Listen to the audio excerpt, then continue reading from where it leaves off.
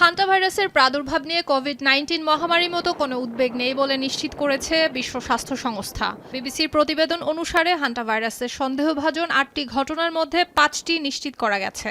ভাইরাসটিতে আক্রান্ত হয়ে এখন পর্যন্ত মারা গেছেন এক ডাচ দম্পতি এবং এক জার্মান নারী। এ বিষয়ে তদন্ত চলমান।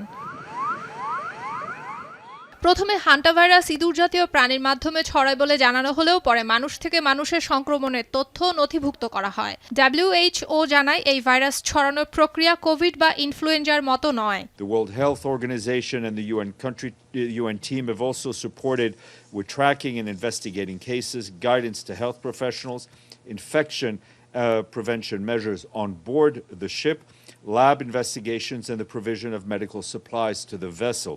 এদিকে এক ব্রিফিংয়ে বিশ্ব স্বাস্থ্য সংস্থার মহাপরিচালক টেড্রোস গেব্রেয়াসুস জানান 28 দেশের প্রায় 150 যাত্রী এবং নাবিক বহন করা জাহাজ থেকে গেল 24 এপ্রিল সেন্ট হেলেনা দ্বীপে কয়েক ডজন যাত্রী নেমে যান। তার মতে ভাইরাসে আক্রান্ত প্রথম দুজন ব্যক্তি পাখি দেখতে আর্জেন্টিনা, চিলি এবং উরুগুয়ে যান। সেখানে একটি জায়গায় হান্টা ভাইরাস বহনকারী ইঁদুরের একটি প্রজাতি পাওয়া যায়। A WHO expert boarded the ship in Cabo Verde and has been joined by 2 doctors from the Netherlands and an expert from the European Centre for Disease Prevention and Control.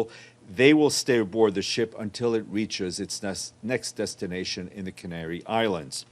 They are conducting medical assessment of everyone on board and gathering information to assess the risk of infection. এই ভাইরাসের প্রাদুর্ভাব সাধারণত 6 সপ্তাহ পর্যন্ত থাকতে পারে। গেল বৃহস্পতিবার ওশেন ওয়াইড এক্সপেডিশন জানায় ব্রিটিশ ওভারসিজ টেরিটরি সেন্ট হেলেনায় এমভি হন্ডুরাস থেকে অন্তত 12টি ভিন্ন দেশের 29 জন যাত্রী নেমে গেছেন।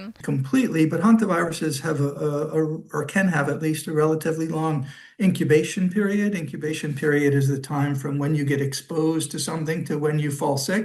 জাহাজ থেকে একটি মরদেহও নামানো হয়েছে। সেক্ষেত্রে আরও বেশি রোগী শনাক্ত হওয়ার সম্ভাবনা রয়েছে বলে জানান টেড্রোস গেব্রেয়াসুস। এই অবস্থায় যুক্তরাষ্ট্র, কানাডা সহ 12 দেশকে সতর্ক করেছে বিশ্ব স্বাস্থ্য সংস্থা। সুলতানা দিনা, এখন বিশ্ব।